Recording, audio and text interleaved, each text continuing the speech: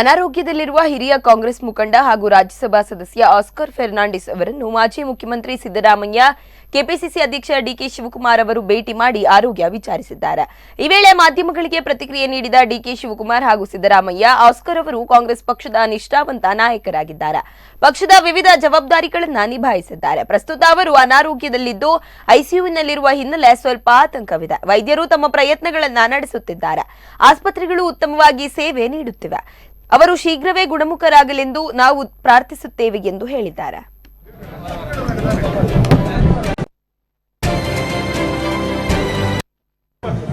ಆರೋಗ್ಯ ಅವರು ಐಸಿಯುನಲ್ಲಿದ್ದಾರೆ.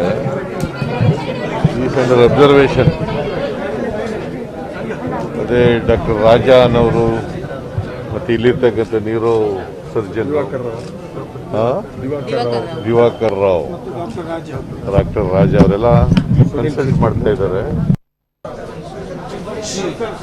ಸುಮಾರು 43 ವರ್ಷದಿಂದ ನಾವು ಪಲ್ಲವ್